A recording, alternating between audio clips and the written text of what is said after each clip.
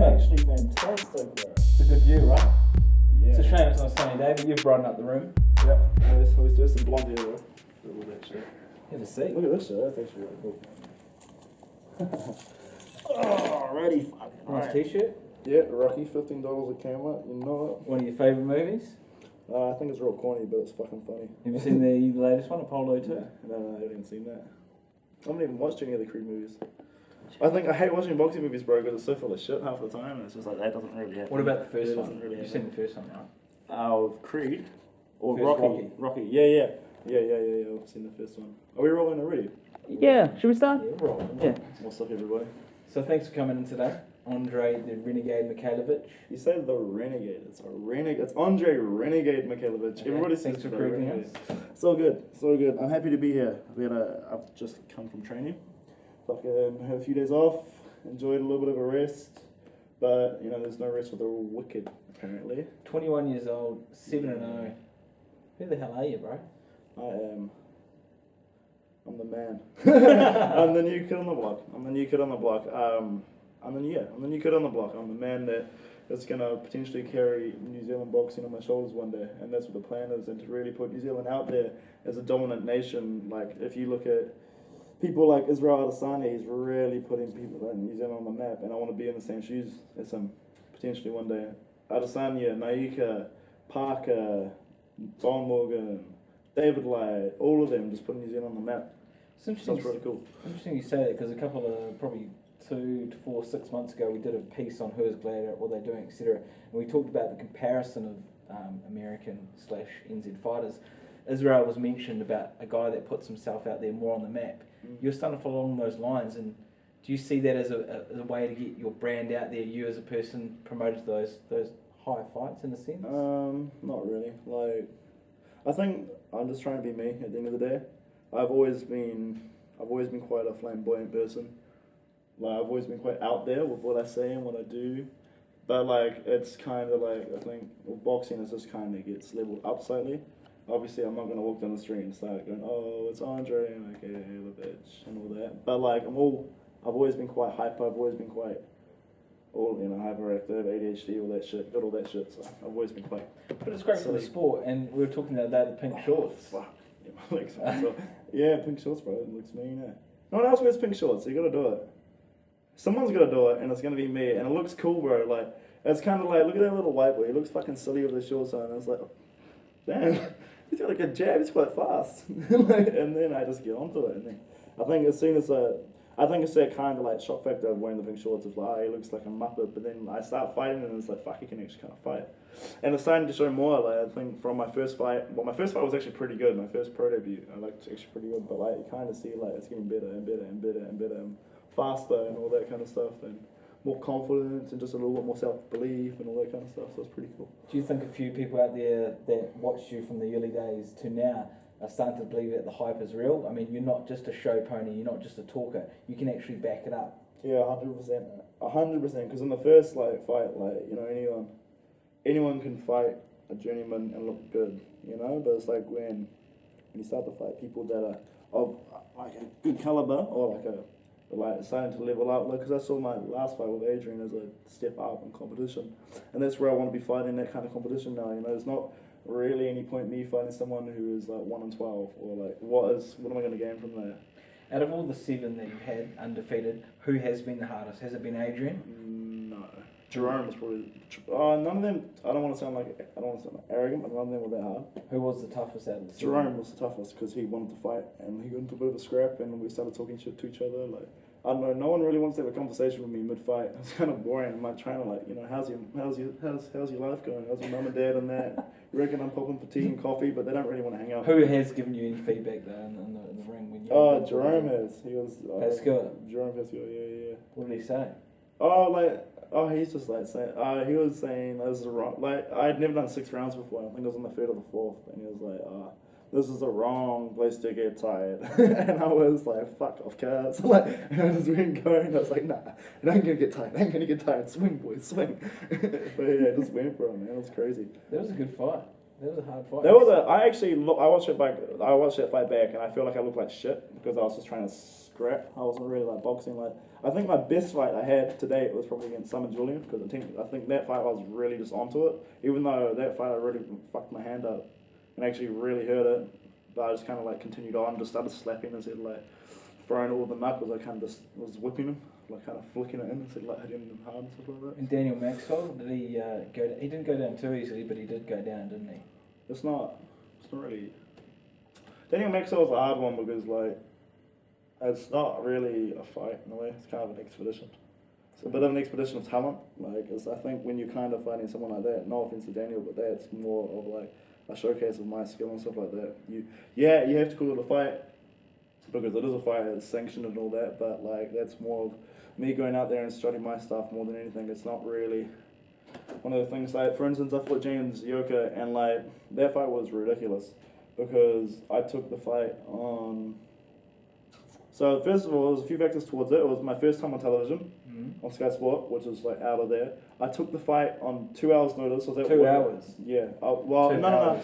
It was 2 hours before the weigh-in. I'll say so, not fucking 2 hours in the day. So 2 hours before the weigh-in, I was at work doing whatever I was doing. Isaac calls me and he goes, "Oh, would you like to fight tomorrow?" And I said, "Yeah, man, why not?"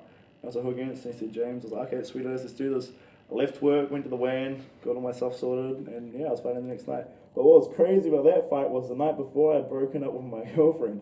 So it was really shit. I had to go over there and be like, "Sorry, Daddy ain't coming home tonight." And then that was the end of the fucking relationship. And here's me driving home sobbing, calling my best mate, "I love her," but like, and all this bullshit. So, and then I have to man up again and have a fight. And that's why on the night I was a bit off.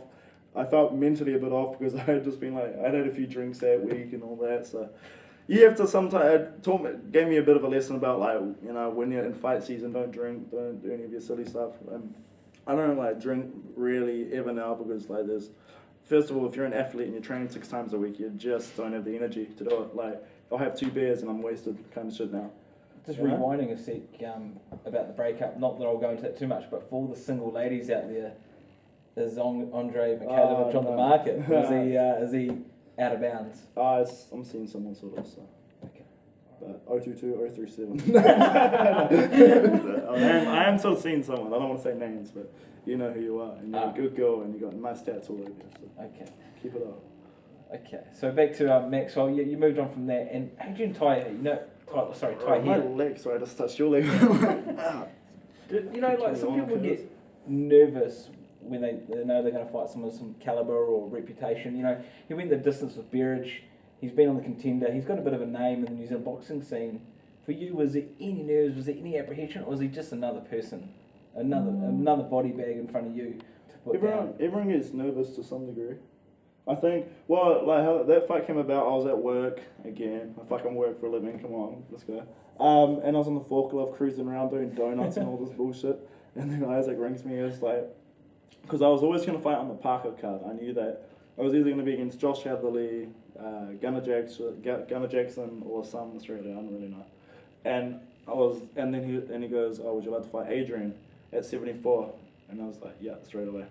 Because I knew that like that's a respectable name. And he's a respectable name, especially in New Zealand. Like, and the first thing I did was when I found out I was fighting him, I looked him up and had a look at what he does and stuff like that. But from what I saw, because there's not that much footage of him on YouTube, or from the Berridge fighters who like to move around and all that. So our game plan in camp was to actually stay on him and walk him down and have your hands up and like when he comes to shoot, just pop your right hand and let your punches go. But credit to him, he wanted to stand and trade with me during the fight, especially towards the end when we both got a little bit fatigued and stuff like that. So it was good. It was a good show. That's what we noticed too. You're right. You actually did say there's footage, and he does like to move away as a fighter, or be a bit more technical. However, he came forward with you. He wanted to stand and bang. Yeah, I think a lot of it's to do with my talking. Like I'm trying to. A lot of what I do is to get into your head. Like I think especially on the night when someone's adrenaline's pumping and they want to get you. Like the main thing is to get someone to get upset with you. Because that's when if they come towards me and want to trade with me, that's when it's in my advantage because I can go towards them, I can back up. If someone's running from me, then I was like, fuck, I have to go forward. But if someone wants to come towards me, then I can stand with them, I can move, I can angle, I can do this, I can do that, I can do that, I can stand over here, you know? A little bit different. So I like it when someone stands and trades, but if someone wants to run, I've I've had a runner before. I don't even know what his name was. It was on my 5th fight. He ran like, the whole time, and I just walked him down. I triple G and did my shit. And saying that with Adrian Taihia, at the end he did land a bit of an overhand right.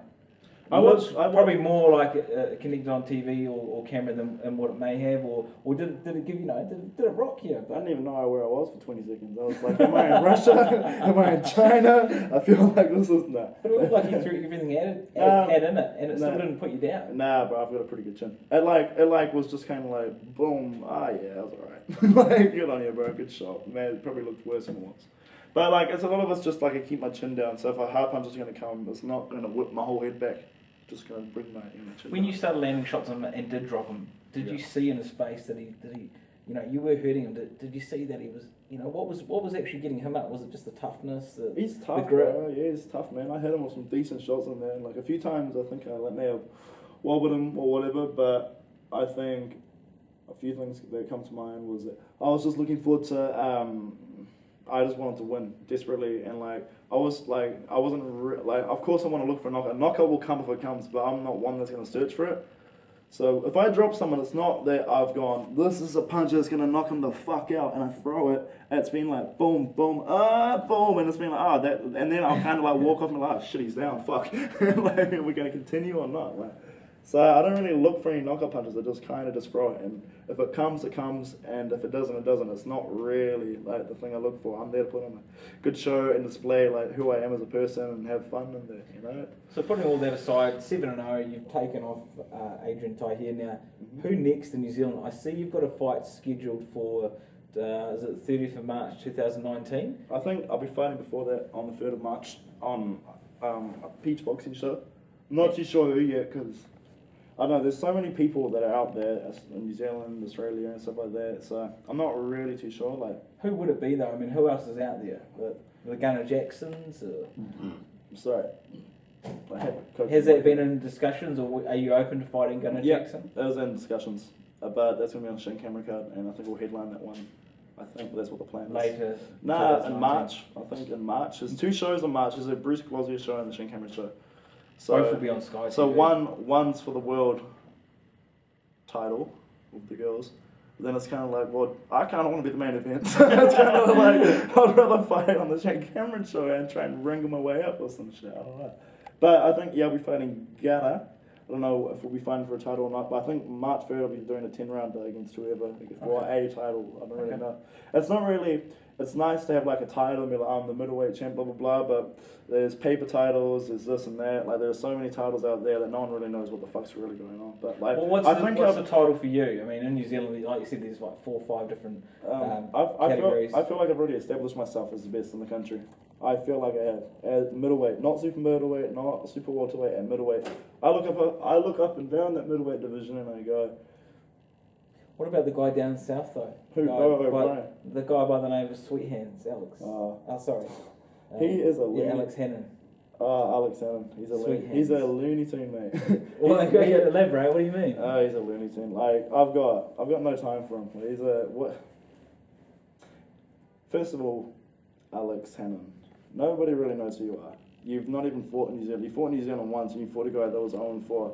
Congrats, I looked at your record, you're 8-0, brother, you're doing a good job, but you fought a lot of fucking ladyboys. Like, I looked at that shit and it's terrible, bro. And like, yeah, you look cool, you look the part, but man, you got a hunchback, like, you don't look that good, bro. So, I think this is a bit of a revenge for the shit you talked about me.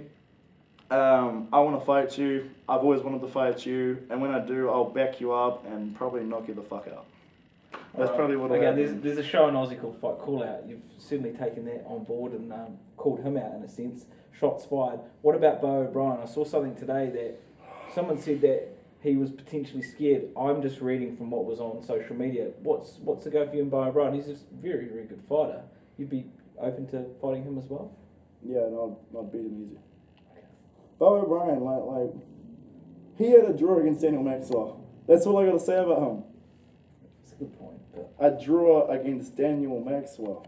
I'm not trying to sound cocky. It's kind of like I probably am sounding cocky, but I'm a realist as well. Like, yeah, bro, you went over to Australia or Fiji and knocked some Fijian out, and apparently you're now the best middleweight in the country when you haven't fought anyone besides Gunnar. And even that fight was kind of close. I didn't even watch that fight. I'm not even gonna lie, but like, It's like, come on, bro.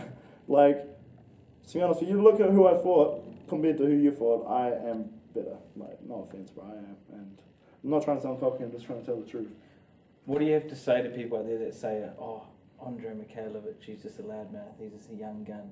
What do you have to say to them? I really don't give a fuck about what people say, to be honest, because this is the job to me. It's not something I take too seriously. It's not something that I don't give a fuck about. It's like somewhere in the middle. But like, anyone can say anything on social media. This is a point I'd like to bring up. Anybody can be tough on social media and say whatever they want to say and all that. But when it comes down to it and saying it like a man to someone's face, it's a little bit harder, you know? And like, even though I've spoken about like Beau and Alex and that, I still have to respect them because they're fighters.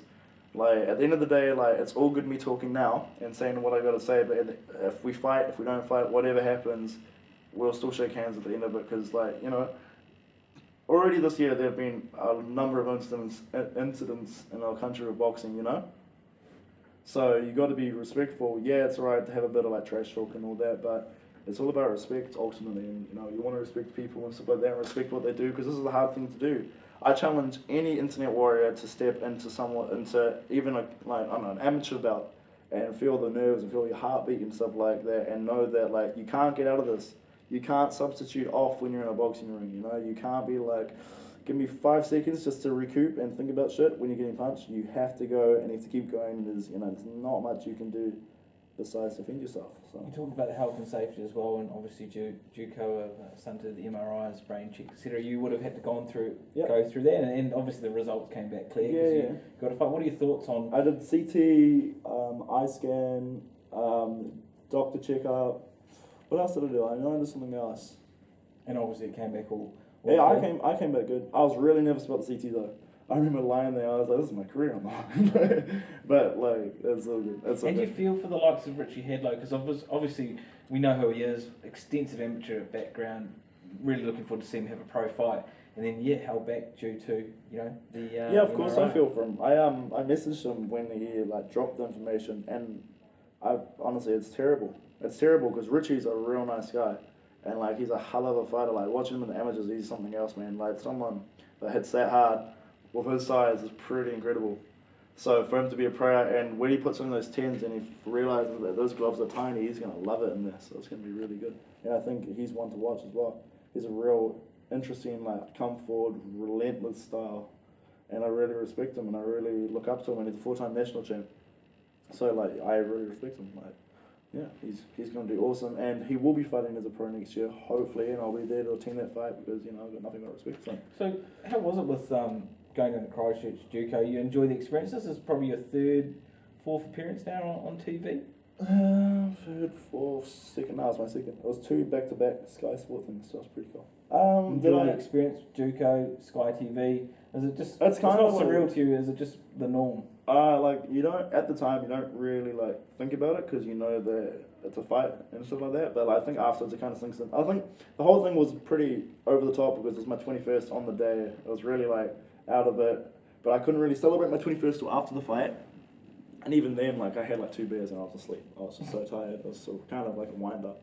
But it's pretty crazy, like going down there and like just seeing like Vatuvai. I got a photo of Manu Vatuvai carrying me and me smiling and going like that. This was great, man. And then you see people like Parker, and he's awesome. And you just see like all the cameras and all that, and it's nice. But like it's kind of like it's really nice doing that kind of stuff. So it's cool. I really just enjoy it. We captured it. You just mentioned the beast Manu, and then we actually captured some footage of you warming up, smashing the pads prior.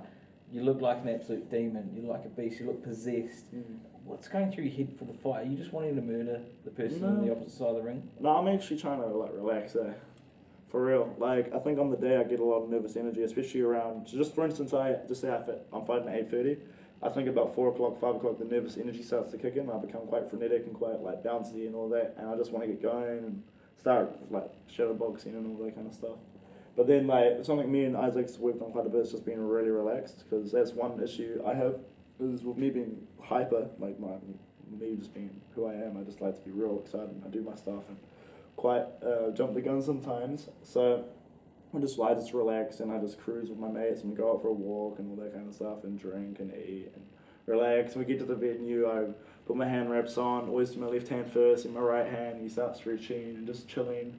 But as soon as the gloves come on, you feel the gloves and all that, it's time to go, and that's when you're relaxed but you're focused and everything's like ready to rumble, you know? Yeah. Going back to Peach as well, I mean, he was a very good boxer himself back then. Almost sort of looks like he could stand and bang with some of the best of them. What's it like? He still spars every now and then. It's quite fun. Yeah, and what's it like having someone like that in your corner as your right hand man, your mentor, your boxing trainer?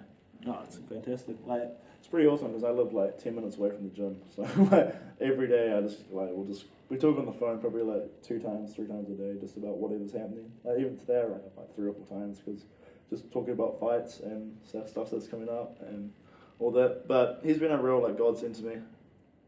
But it's not just him. It's also like everyone at the gym. Like obviously there's people like David Light, you know, someone that I look up to in terms of how professional he is. Because believe it or not, he is a better professional than me. He's just like so much more professional in every way. Whereas I want to like laugh and have a good time. I love to work hard and train hard, but I'm like fucking. If I don't need to run today, like I don't need to run, you know. But I love to train hard, but he's just such a professional. And then you got people like Jerome Pascua, who's like, who just murders me in sparring and gives me a hard time. So fuck you, Jerome. No, but Jerome is awesome, and he's like gonna be something else because like for him, he's just such a super talent, and he's the best in Oceania at the moment. And then you got, and that's it really at the moment. Ruben's been out for a little while, so hopefully he comes back next year. But yeah, and even Alistair is awesome to be around, and then you got all the amateurs and stuff like that. So it's a real good team environment, and it's really like awesome to be there. And you got Boaz training us as well, so it's good. It's really good. Does Boaz still train and spar with you as well? We've never ever sparred together because he'd probably let me have a body shot and I'll cry or something. He's vicious. He's little man, isn't he? He's a ruthless dude, bro. Like when I first met him, I was scared. I was scared of him. I was scared of both of them. Both Isaac and Boaz, if you don't know them, can be quite intimidating, especially Zach. But like when you get to know them, they're just fun and like they crack up. Some of the shit they say is so out of it, but that's just who they are, and I love them to bits. And like I wouldn't change my trainer or anything for nothing. So. And that, you know, like what we've seen over the short time we've been following you is they've got your best interests at heart. They just want you guys to succeed. They're so passionate. There is a real team, family environment, with Peach Boxing. 100%. Like all of us, it's not even like it's like an unspoken rule. We all go to each other's fights, and that's just like solidarity. We all wear the Peach Boxing tops. I should be wearing it tonight, but mine are in the wash. And Ceci? Because Ceci, do you do a few rounds of Ceci as well? Oh, Cess, big Cess, Cecil the tank. He's probably out of the weight. Oh, he's different weight division. Pretty big. He's pretty big. Nah, I've never really. I've done body sparring with him as a bit of fun, but I wouldn't spar him. Just no. I haven't listed it, bro. I'm only like 72 kilos, man. Come on. And in saying that, do you think the weight's going to fluctuate over Christmas?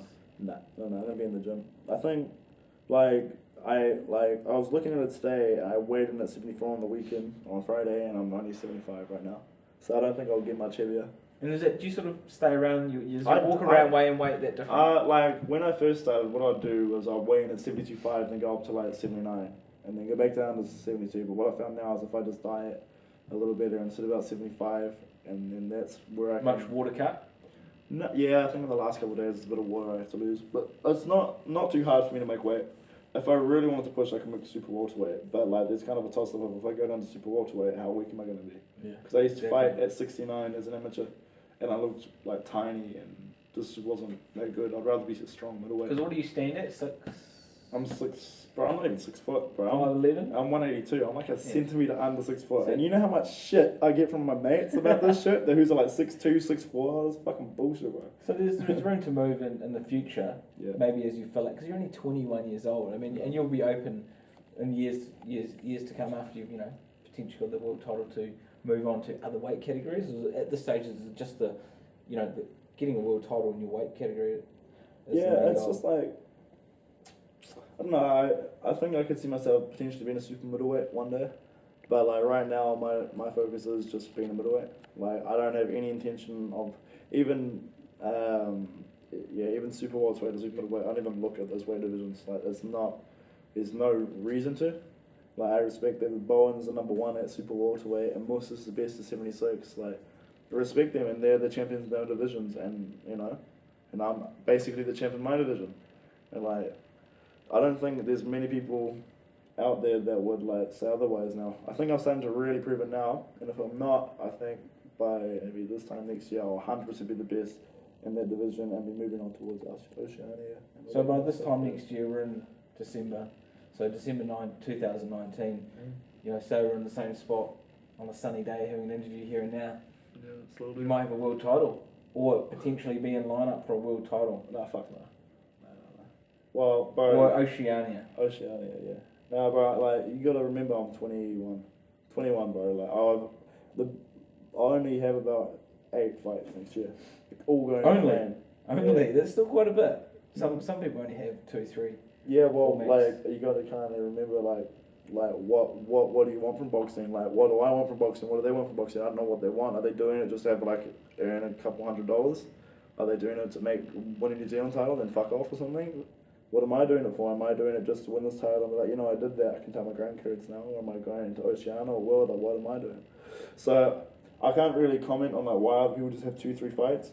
I think if you're a novice pro, which I am a novice pro. I think the best thing is to stay busy, stay active.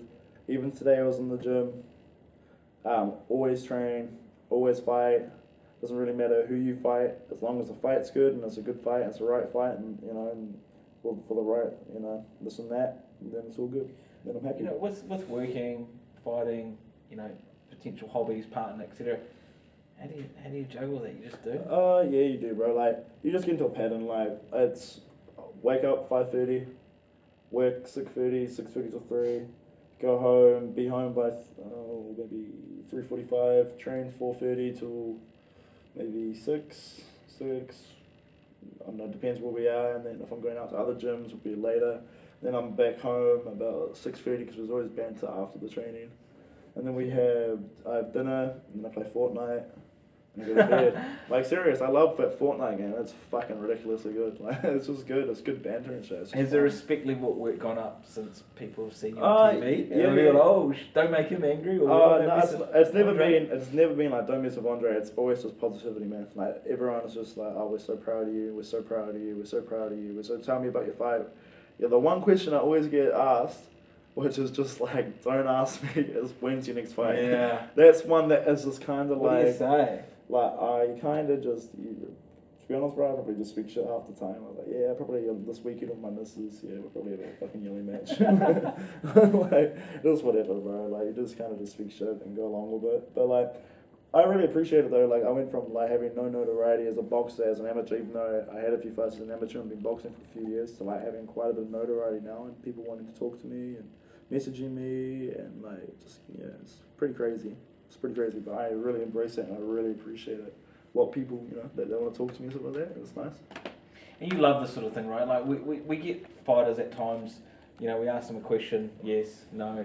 The great thing about you, your energy, the way you move around, your willingness to just be on camera, talk to camera, it's quite unreal, and it's not anything you really train for. It just comes naturally. Bro, I'm like a fucking drama queen. Ask my mum. Like, if I wanted something, I'd be like beating my chest and all that shit. And, like, I've always been like this. I've always just been like chatty. I'm always good for a chat.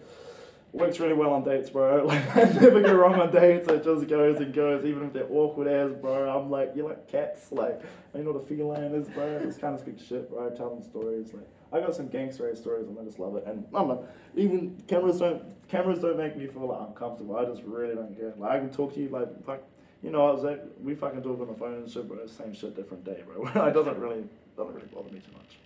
It's just like, there's some things like I'll tell you in private that I can't say when the camera's on. That's all. It's just that you just gotta like kind of like twist your words slightly. You can't really say some things, but I know so that's called playing the game. I know too with you.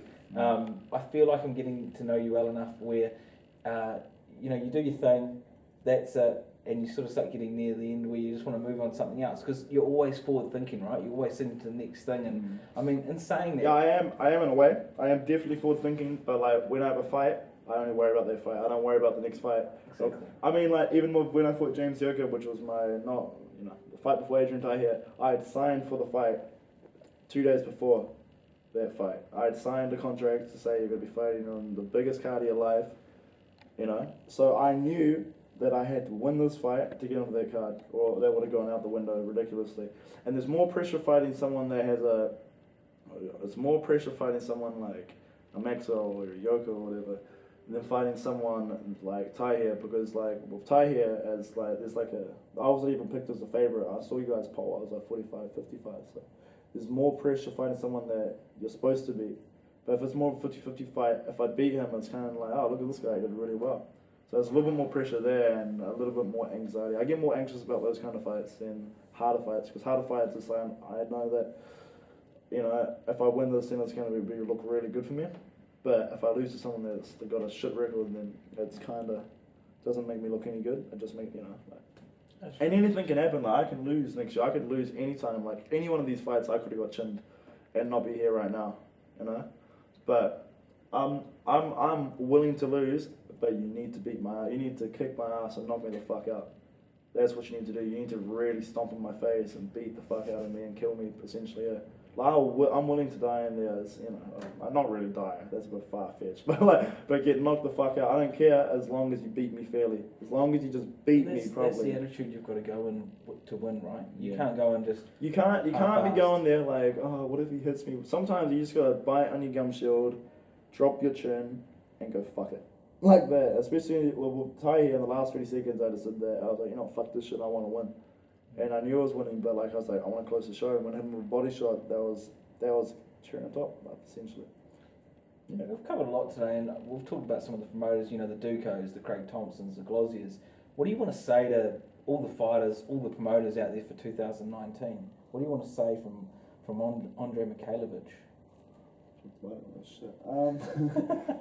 What do I want to say is just, I don't know. I think what's really happening now is, like, especially with you guys, Gladrap and stuff like that, you guys have done a hell of a good job in, like, fucking getting fighters' names out there and stuff like that. Like, Panavu, like, fucking some of his fights there, and then some of the shit he does is really cool. Like, all the fighters are known because of Gladrap now, and they're starting to bring, like, a mainstreamness to it. Obviously, there's sort of boxing circle, but I feel like it's getting more and more and more, and, like, a lot more people that don't really follow boxing are starting to watch it now and stuff like that. And I just want to say you guys are doing a good job, and keep it up, and just keep being you guys, because I'm enjoying it, and I'm sure the public's enjoying it, and yeah, just keep putting on good fights, whether it's myself or if it's like whoever else. I don't really, you know, care. Just keep at it, man, honestly, because New Zealand boxing is really starting to get put on the map, and there's some real talented fighters coming through now. Even in the amateurs, man, like Dave Naika will be a torchbearer of New Zealand boxing one day. Yep. You know, you got Giovanna Perez and Lonnie Daniels, even though I'm going for Lonnie Daniels, no offense.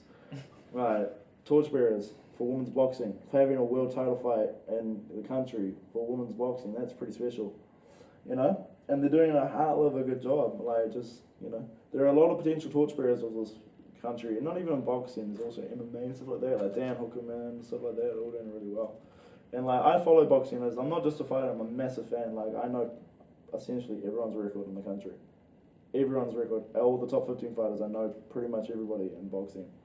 Like, in terms of what the boxes and that. But then that's what I like to do. I go to bed and I fall asleep watching. Last night I watched the ABC Worldwide Sports of Muhammad Ali, which is like 3 hours and 20 minutes long, and I fell asleep halfway through it. I was just watching him and seeing what he was like and stuff like that. I've read all of his books. Like, I love boxing. I read the Tyson book. I read the Carl Froch book. I read the Sugar Ray Leonard book. I read. Who's your favourite?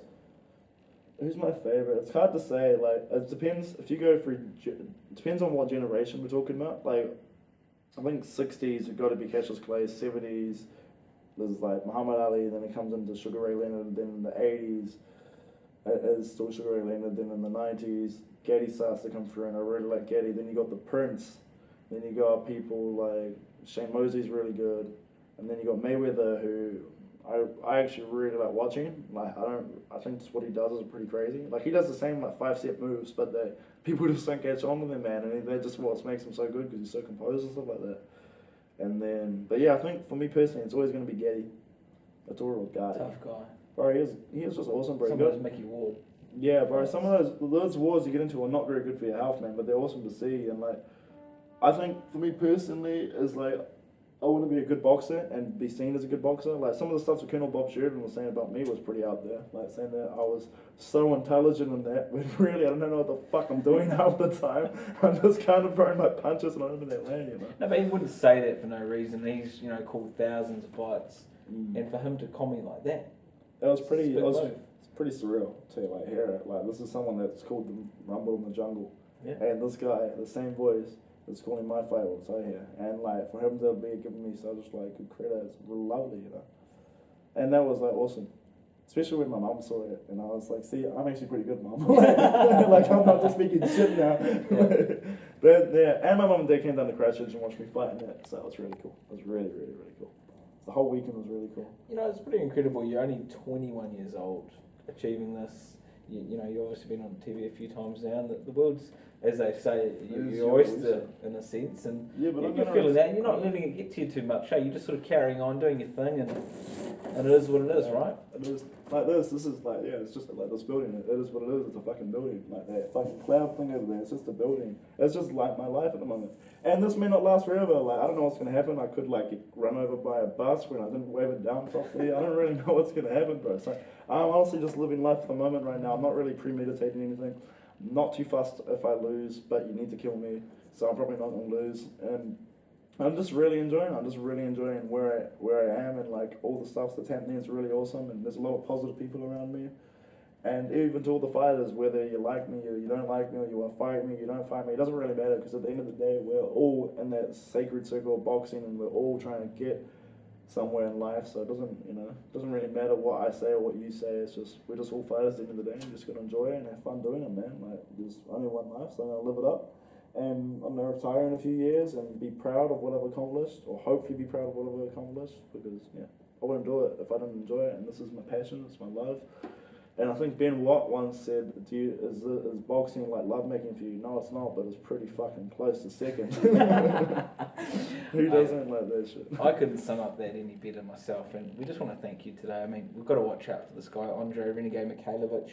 March 2019, he's back on the blocks. Early March, if not late March, he's going for some titles. He's going for every fighter in New Zealand. Watch out for this kid. Thank you very much. That's enough. All these interviews. Oh, it gives me a headache, bro. I knew you were getting near the end. Yeah, but that was what, 50 minutes? Yeah, my voice started.